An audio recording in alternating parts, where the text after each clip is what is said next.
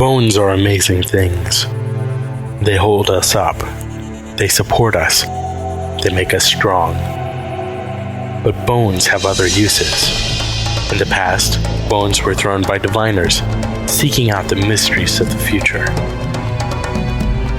Now the bones are cubes, made of plastic or resin. But they still reveal things to us. As they fall from our fingers and rattle across the table, the story becomes clear.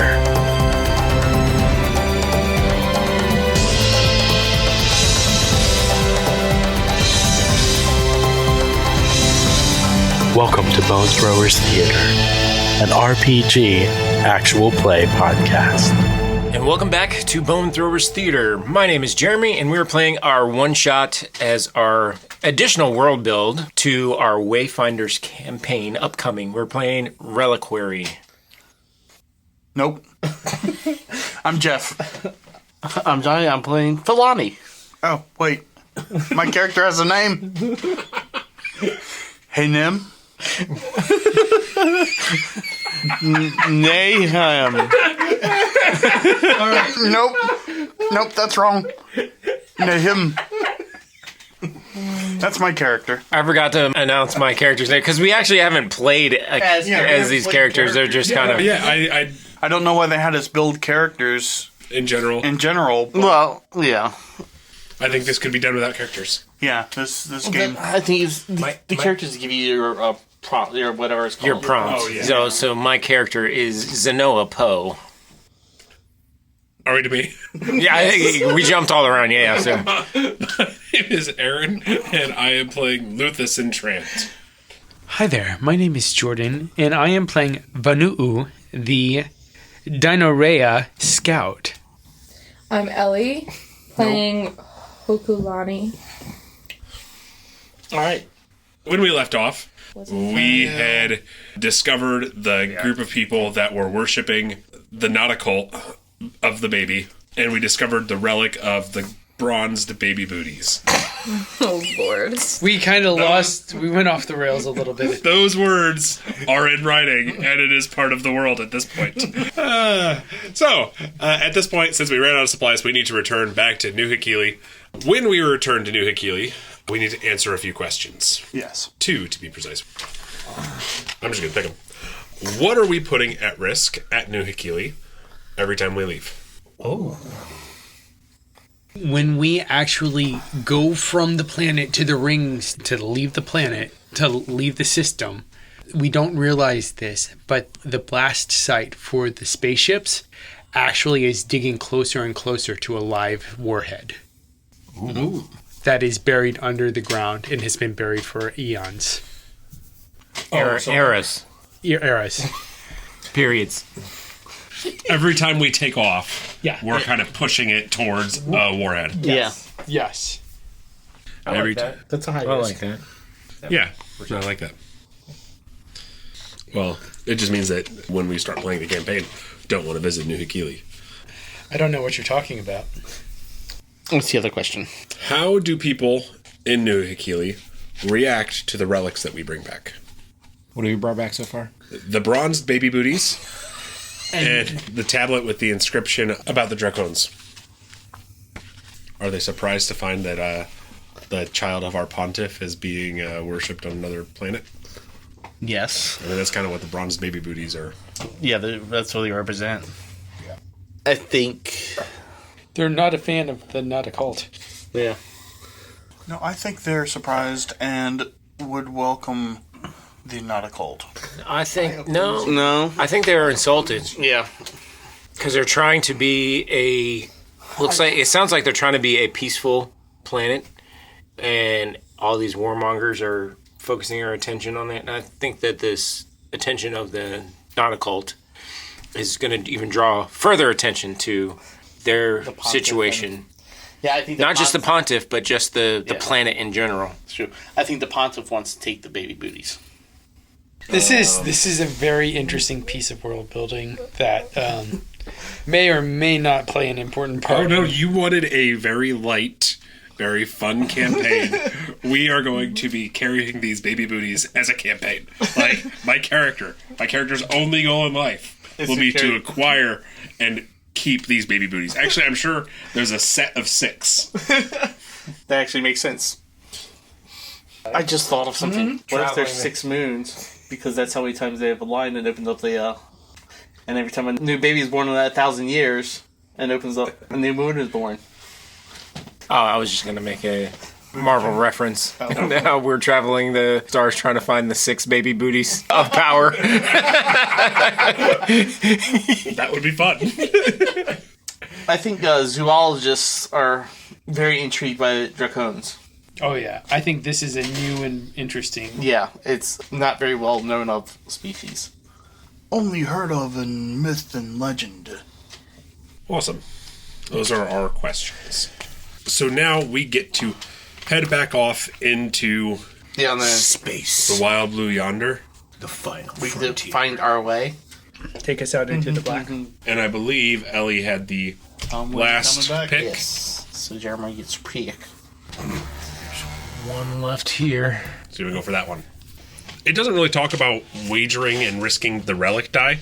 So moving forward, do we want to include that in our risk that we could leave the relics back, and we could say 1 relic and we could take that and leave these for the next. Is that cool with everybody? Yeah, we're taking the baby booties with us. Okay, we're going to take the baby booties instead.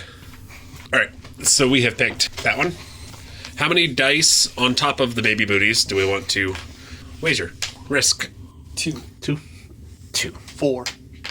9. I want 4.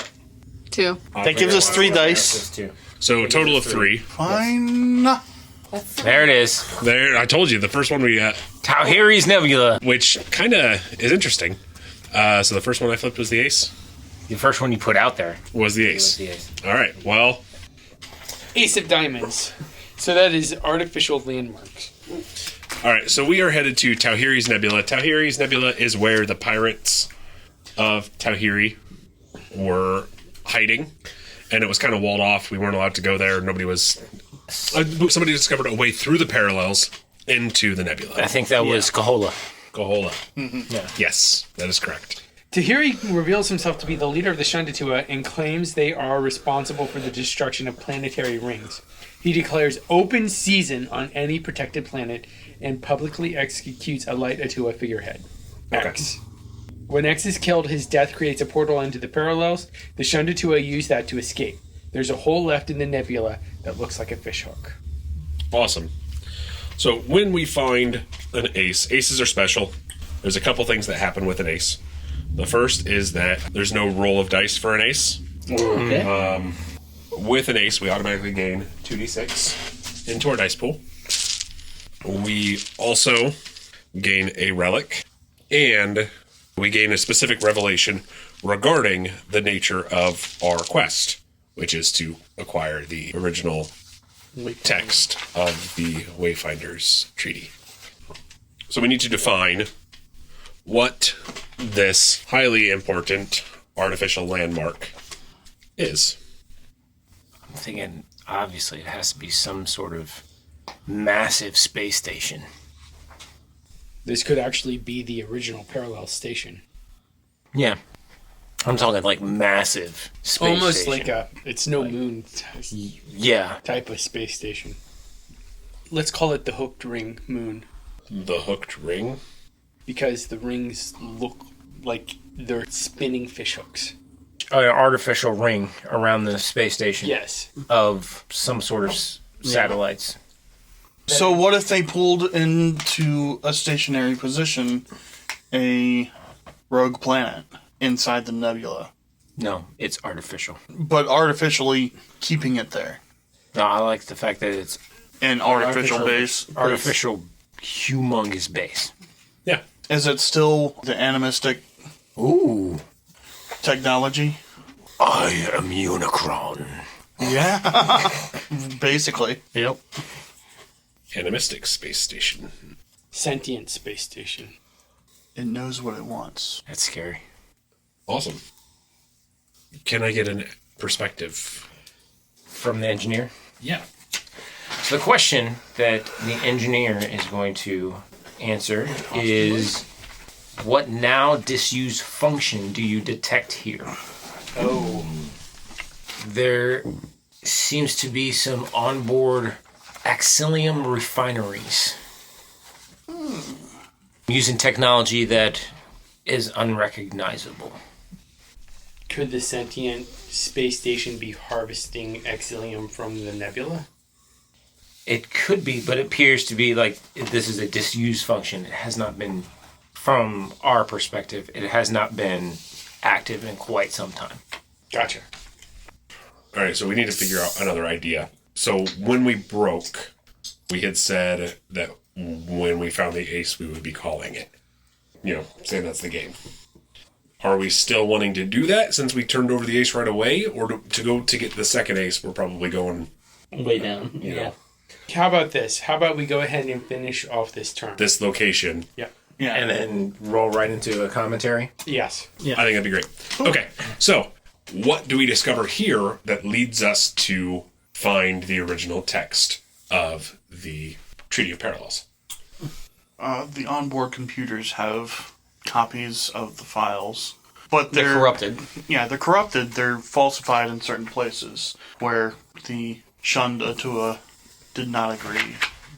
So it's like... Let's bring into play some of the animistic technology. Certain sections of the space station seem to be, audibly speaking, sections of this treaty. Just like repeat on repeat. Like a loop. The space station actually believes it is the treaty. Ooh, I like that. Does it believe that it's the whole treaty or just the section that it keeps repeating? No, it believes it is the whole treaty. Okay. But it doesn't realize Believes what it's repeating is the treaty. No, it believes that it was built as a shrine to the treaty. It is. That it is the memorial. The embodiment of the treaty. Yes. But because it hasn't been kept up, it's fallen apart. And The joint's old. Jankety. Okay. That describes how we discovered that. The six of clubs. People. Straight people. So who, Fafa, Uh-huh. do we discover here? Other travelers who have stumbled upon the same place that we have. Like more colonists? No, just more explorers like us. People, want to be wayfinders? yeah, people wanting to bring back the way of the Wayfinders. So almost like we're not the only ones who are wanting to resurrect the Wayfinders. Like there's a collective, Cult?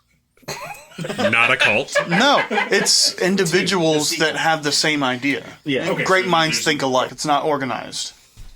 It's very coincidental that we're meeting them here on the same search. Pure coincidence. Wow. Can I get a perspective question on these people? I'm gonna go with what unexplained forces do you sense here? Ooh. What do you sense? Presence that I haven't felt since. I actually sense, even though it looks as though it's been unused and not working anymore, the Xilium, I sense it being refined deeper in the chip, but it doesn't make sense because all the refineries seem to be off. Also, it doesn't make sense because I can sense the Xilium. Is that unusual? Remember, I don't have the magic. I'm trying to use the Xilium to get magic. So that's unexplainable to me. Then I'm able to sense it. I like it. Yeah. I like it. And then we need the King of Spades. A significant hostile entity. Yeah, because it is a sentient. And if it believes that it's the embodiment of the treaty and we are trying to claim to be Wayfinders, It will try and enforce the treaty. Make us bend to its will. Well, then the question is, what exactly is in the treaty that it's trying to Exactly. enforce? We don't know what's in the treaty, because we know part of what's in the treaty. only what it's repeating. No, because we do know the nature of the treaty established the Order of the Wayfinders, and the Order of the Wayfinders, part of their stuff was to enforce international law, including restriction of trade of specific items. That's according to the microscope. Which I have right here if you want to take a look at that. With the adoption of the Treaty of Parallels, the Order of Wayfinders is established to enforce intergalactic and interdimensional laws, including outlawing the trafficking of Star Naya blood, which is high in the element Anuanua. Is the Anuanua the what we've dubbed Exilium? No, they were different things. No, yeah. Okay. They were? I'm not sure they were. Ooh. That may be the difference in the people who accepted the treaty Versus and the- didn't. Is the, Oh, yeah. The Anuanua. Anuanua's Which the- I thought was the same element that was discovered in the rings by the Axilians. Could be. I thought those two were connected. Scratch Exilium. No, don't scratch it. I'd like it in there. Yeah. Oh. It was renamed. That the ones that were a part of the treaty were calling it Anuanua, and the ones that were not part of the treaty, maybe the Axilians were not on board with the treaty. Yeah. Yeah, we never defined who was part of the treaty and who wasn't. We defined 5 of the 7 human Noct systems reject the Treaty of Parallels, citing grievances of various species among lower classes and limitations in scientific/technological advancement. Well, we said 5 of 7 human Nox did not accept it. We didn't say if there were anyone else that didn't accept it. Correct. So the Axilians could not have accepted it. If they were weapons creators, they may not have. Yes, exactly. That could be very likely. Because why take away your advantage? Yeah. Exactly. So which why they are calling it Axilium. Instead of Anuanua. Yeah. Okay, and since we come from a planet that was a weapon manufacturer, And we refer to it as Axilium. Cilium, and you probably have some They're on our the ship. ship is identifying us as Hostiles because we Hostiles, have yes. the Exilium. Which also makes sense because the shunned Atua would not have been part of the treaty, which is why there was Exilium refineries on the ship. I'm wondering if the Shundatua didn't have anything to do with this, honestly. I'm thinking that somehow the space station was pulled into the nebula. Yeah, I was just thinking the same thing. That's true. Maybe. What if the station was actually made from one of the Star Naya? Like, as a core, okay, but, like, we're talking about, like, A huge Oh, I know. yeah. But that's like the brain of the station is the brain of a... Oh, that's a good idea. Is that the Which brain- would be why I would be able to sense the You're sensing the Exilium. Exilium Yeah. or Anuanua. or Anuanua. I I like like this. Yep. Sometimes it takes a little discussion and collaboration. Awesome. Oh yeah, perspective question for the King of Spades. Yeah, we're supposed to roll before we do these, aren't we? Oh, we need to decide how many dice we want to use for each that. one. Yeah, how many dice we want to use on the 6? Well, if this is our last go around, let's go ahead and make it a big one. Yeah. And so 3 for the 6 and 3 for the King. Sure. Yeah.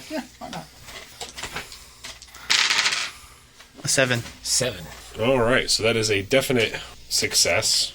And so whatever he said for his perspective is true. Canon. Yeah. I think that's a better way to do it Yeah. than the way the book has you do it. Well, I got 3 4s. Last time I rolled, I got 2 4s. So you've rolled nothing but 4s all night long. Yeah. So it is your perspective is we're going not again. canon. It is Roll. Legend. yeah. Okay. What here has been impacted by your ancestors' actions? It's a good question. This is, my whole thing is trying to figure out who my family history and who my people are. There is a palm reader on one of the panels that is shaped specifically for my species' hand. Does it also tell you your zodiac? When you said palm reader, that's immediately where I went. I was like, really? Palm scanner. And when I place my hand on it, it activates a recognition software that allows me access into the computer system. And the display comes up. Enter query. Yeah. And it recognizes my DNA. So somehow my ancestors were on this. Now, do you have any kind of genetic memory? No. Nope. So you do not have any kind of foreknowledge. All I know is that my grandmother told me that her ancestors were brought to New Hakili as slaves. Interesting. All right. So that pretty much wraps up Yeah. what we wanted to do tonight, doesn't it? Yeah, that wraps it up. We have discovered the original text of the Treaty of Parallels. We have not defined what that original text is, and I think that's because we can leave that up to the GM. Wahahaha. Rolling right into commentary. That's sort of what I think this game did a lot of. Gave Jordan some ideas. It gave some hooks. Yeah. Good ammunition and Which we'll probably get more of when we play the Fiasco. Oh, yeah. Oh, yeah. Yeah. And more of when we do our 3x3. I have to be honest, I liked this game for what it was, but there was not enough role-playing to call it a role-playing game. Oh, Yes. Yeah. True. We even commented on that. It's like, why do we even have character names? Yeah. Because I forgot I was playing a character and just not building. You could have had a role assigned, like the scout role. Yes. Yeah. Or the doctor role, or whatever you wanted to, and it would have not made a difference. I did not need a name for this character. I thought I did a decent job of like finding something within our own prior microscope history to add some flavor to it. But However, I do think some of the things came into play for your character. Like, I didn't use the what I lack and what I find, but the personal threat came into play when I explained something. And it was sort of hinted in some of the secret legend stuff and to some of the explanations. But I know Jeff's character and Johnny's character, some of their explanations, and even Jordan's fit like, oh, this is that character, mine and this is definitely. exactly why. So I think those did help some of Yeah. the story creation. yeah, But yeah, there was no reason we actually needed a name. Yeah, a name I to think invest in. that speaks a lot to the strength of what we had done with microscope, because we were able to actually pull ideas like the card that I had written out. I had done that as like something specifically related to the parallels because I knew that was something that we had brought into the world. So I think that having that, and then I had provided the name for the Dinorea homeworld in the text of the microscope. So when I pulled a Dinorea, I was very interested from the Dinorea from the very beginning. So when I had the chance to create a character, I'm like, oh, I'm going to pull this in.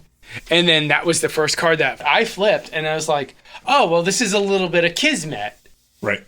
But it could have used a lot more of a role-playing mechanic. Like, if it had something like Kingdom baked into it, I feel like it would have been a little bit more interesting.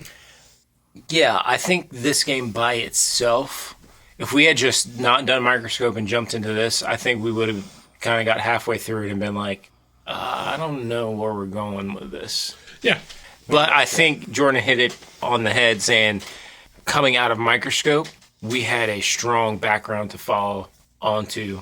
And what I like about what this did for, I think, the world building, we talked about this a little bit at the end of microscope, how we saw, generally we were talking about just how events were impacting the entire galaxy. Yes. And then we had that one scene and a couple explanations after where we saw how it is affecting actual life, Individuals and yeah. everyday life kind of things. Here, I think we start to get into how is it affecting different people of different species in different ways. Yeah. And what it was kind of goofy, but what it brought in is even in this entire galaxy, there is still this connection of entertainment culture and paparazzi culture and gossip that was going on with Ellie's character, That was a lot of fun. which is, you almost never see that in a sci-fi. Yeah, a multi-planet sci-fi. There's no, like, interplanetary Fashion or... pop culture Yes. kind of thing, but you kind of see that. The closest you came was in Fifth Element. Yeah. Yeah. With the radio DJ and the opera. And they tried a little in The Last Jedi with the Casino World. Whatever that was. Oh yeah. Yeah. And I joked about having a character trying to hunt down all these bronzed baby booties, but I do think that it could actually enter into the campaign this idea of these people who are expecting the birth of this miracle child to change something. You know, I mean, I think it could be kind of fun, as well as I'm pretty sure every character that I create that's interested in or invested in this is going to die a horrible death. But it could be really fun. So I agree. I kind of like the pop culture and the entertainment aspect. You know, the funny thing is, just thinking about it, like, with the animistic approach to technology, you could have a paparazzi-obsessed spaceship. You could. Or a paparazzi that is made up of a fleet of spaceships. Terrifying. Chasing Brittany down with a fleet of spaceships. You do see the pop culture things in Multiplanets on Hitchhiker's Guide to the Galaxy. You do. Yes. But that's not meant to be a serious. Right. It No, tends it's to not be serious pretty at all. light. It tends to be... Well, it's because pop culture is very light. Yeah. I would say overall, though, as much fun as the system was, I think that, yes, we had to have had a pretty good jump start coming into it. And maybe, it'd be interesting to play it without that and see... Yeah, see how they play it by the book. Yeah. See what comes out. Also, our scope of the world that we are playing in was, I think, a lot broader than what was intended. Yes. Yes. Intended for here. Because it sounded like it was supposed to be, you were on this planet and there was this underground sort of society. That's what it sounded like as you're describing the coil, is like different layers of underground society. So another option that it talks about is that it's like one big elevator shaft that you keep going deeper on, or it talks about even just like a big mega structure on Earth or on a planet that you are then exploring different regions of this mega structure, whatever that mega structure should be. And we really did a number on the rule set in general. It would be interesting to play it with the Vask, with the one city that it talks about, with the coil, that big mega structure, and see how differently it plays out. Yeah, that's true. It'd be interesting to see, as clunky as it felt here, if we do it by the way it's written. Yeah. I like the card mechanics. Mechanics of it. I do like that. I think that we were ambitious trying to go for 2. Well, we tried to go for 3. We tried to go for 3. And we didn't. We only got through 1. Like, they're saying a long game, and we've been doing this for several hours now, not counting our breaks for meals and stuff like that. So I don't want to know what a really very long game. Yeah. Well, again, back to what we said, I think, at the end of Microscope, I think this group in particular, when it comes to, you get to define something, we dive hard into details. And we want to get every nuance and squeeze every bit of juice that we can out of our opportunity to tell part of the story. That I think, like, I had even that question at the beginning. It's like, to define a location. I was like, can we define details about this location, or are we just saying a name? Right. Because I think it's just ingrained into who we are as a play group that we want to infuse as many details as possible. Well, I think as a group as well, we enjoy piggybacking off of all those details. It just, Well, yes. Yeah, Yes. yeah. So, Absolutely. That's our bread and butter as storytellers. Yeah. Yeah.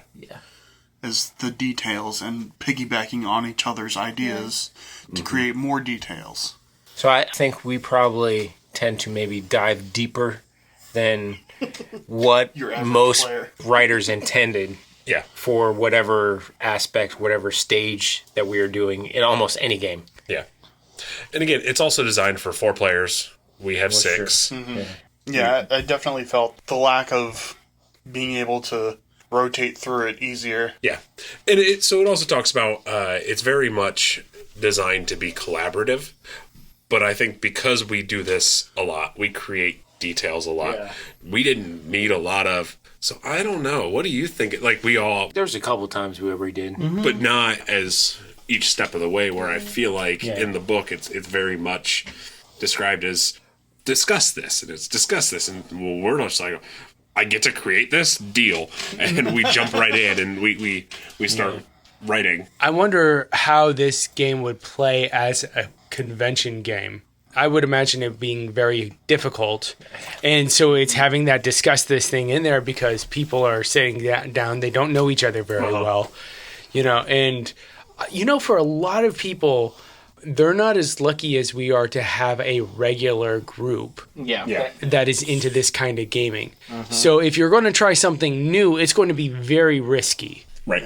And so if you're doing this at a convention or a one shot at like a, It could be a good leading board into how to brainstorm together as a group and how to create those details. but it's also a very big trust exercise. It is. Yes. Well, and we've already done this several times with our microscope sessions too. Right. And it's sort of a similar kind of thing, just microscope is more broad than bring in the details. This is more, okay, discuss the details.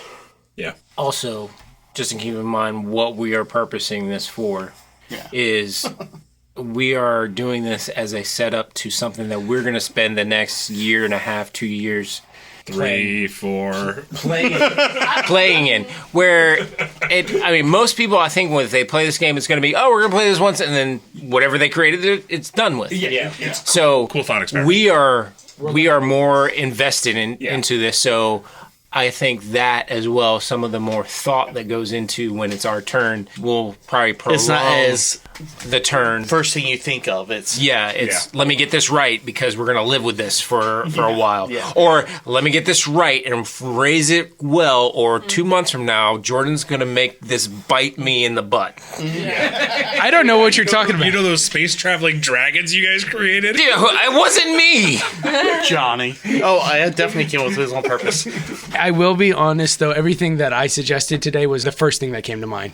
Oh, I know. Well, you have nothing to fear. I have a lot to fear. You get to do whatever you want with it. But it's not so much what the first thing comes off your mind is it's even when we're doing regular role playing. First thing that comes to my mind most of the time is something really random and stupid joke that has nothing at all to do with the game. And or if it does have to do with the game, it screws everything up if I actually do it. It's a badly. I'm gonna break my leg. Yes.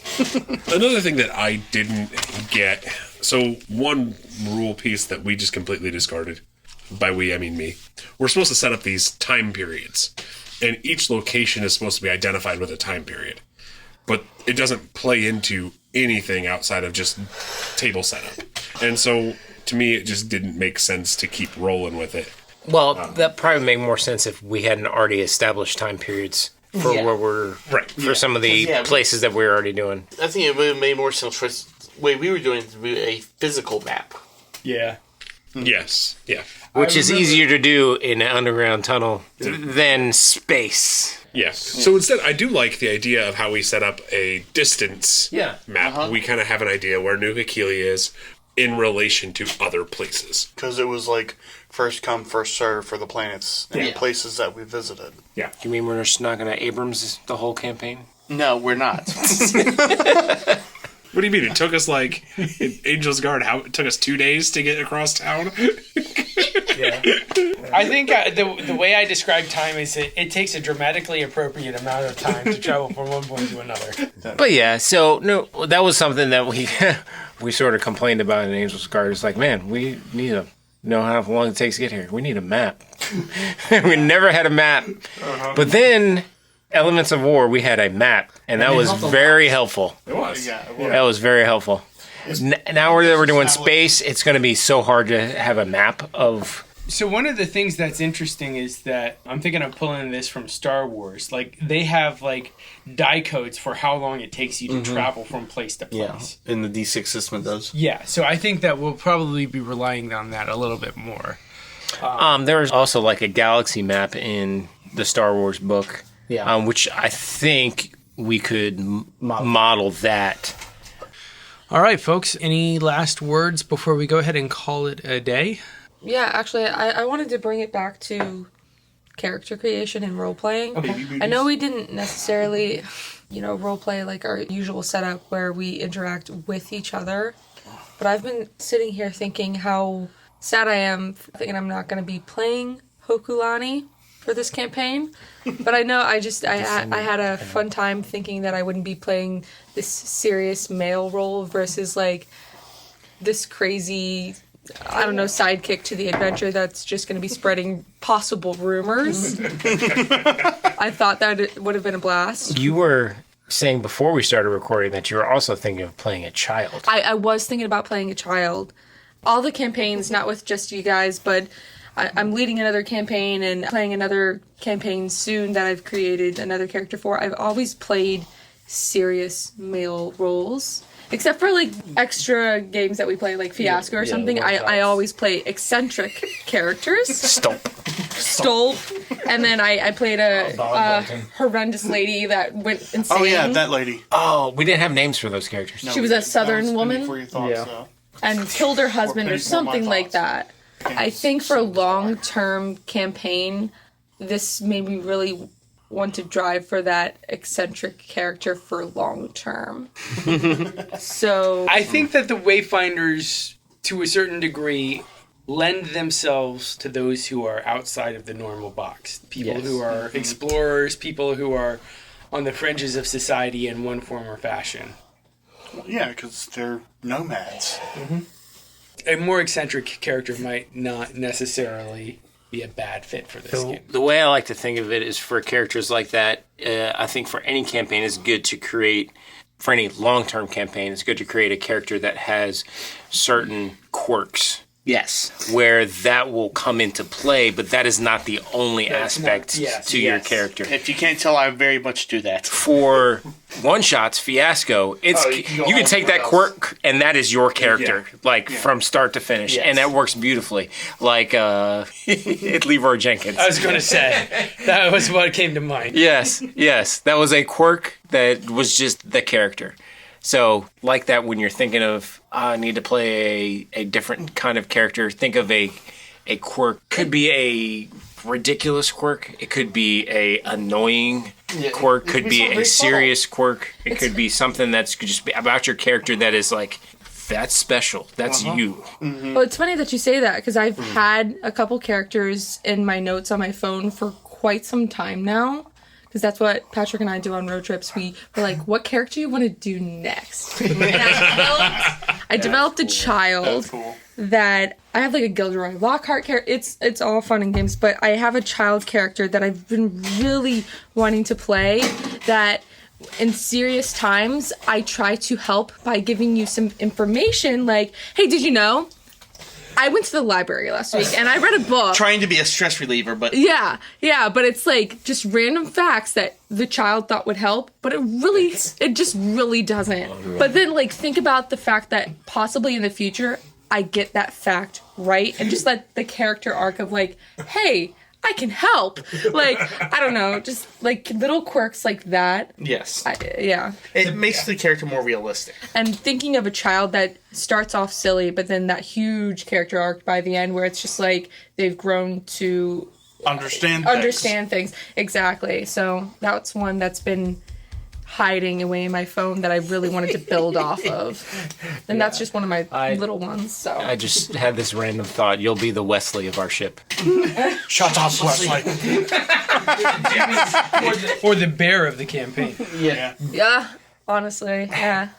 Although, if you noticed, no one got annoyed with Bear. No. No one. No. Nobody. Everybody loved Bear. I think he was the sunshine of the campaign. Yes. Because he was innocent. Wholesome. Yeah. Wholesome. And it was such a dark world we were in. But he was still helpful. He was needed. So, leading into that, we got to start... The next step is start to think of what kind of characters... I have no clue. Because we will be creating... We'll be creating characters next in our Fiasco, right? Yep, so we have 3 or 4 things that we need to do to move forward. First off is create our Fiasco playset, which I would like to collaborate a little bit with you all on. Second of all, we need to write planetary write-ups. There's the D6 space has a system on how to write up planets. Well, we have plenty of planets. We have a lot of planets to work on. And then we also I want to create species character packages along the lines of what they have for Star Wars. Yep. That's a good idea. And then probably discussing what kind of like extra normal magical stuff we can do. Yeah, we haven't discussed that at all. I mean, we've established that there is magic, but we haven't decided how much, how free it is, how deep it goes, what its limits are. Right. You have to sacrifice a small child anytime you want to cast a spell. A small child with, yes. That. Okay, that's dark. We can't do that. Wait, we've done some dark things. This campaign's light, though. What's light without dark? Oh! There's going to be darkness in it, for sure, but... Can't avoid having dark. Hang on to that. I kind of like that as a character theme. As a quote Oh, for somebody? yeah. Ellie has the claims on that quote. Yes. Yeah. That's excellent. As soon as you said it, I was like, dang, that's good. That's so deep, man. All right. Our next recording session is for Fiasco. I'm really excited for Fiasco because I think this is going to be a very different Fiasco session than we've ever done before. It will be, yes. I hope so. You've done one Fiasco with us. I've done one, and it went places. It was pretty tragic. It went places. Blue Sky. Blue Sky. Blue Sky. The meth one. Yep. Selling meth out of the hot dog drive-thru place. Yes. All right, folks. We're going to go ahead and call this good. Thank you so much, Aaron, for taking over the player wrangling. Always fun to be to see a different person put their own spin on that particular aspect of the game. Of course. I think you killed Jeff and Jeremy, or I must have, because No, Jeremy did it. Queech. Queech. I queech. That's going to come back and bite us in the ass. Already has. Bite us in the baby booties. Good night and good luck. Thank you for listening to Bone Throwers Theater. Our cast is Aaron, Ellie, Jeff, Jeremy, Johnny, and Jordan. We are releasing this podcast under a Creative Commons Attribution, Non-Commercial, No Derivatives 3.0 Unported license. That means you can share the podcast, but please do not modify it or try to gain financially from it. If you would like to visit our website, you can do so at bonethrowerstheater.com. If you would like to send us an email, you can do so at bonethrowerstheater@gmail.com. Our Twitter handle is bonethrowerstheater. You can also look us up on Facebook and subscribe to our YouTube channel. And until next time, may the bones fall ever in your favor. This has been a Nerd Circle podcast production.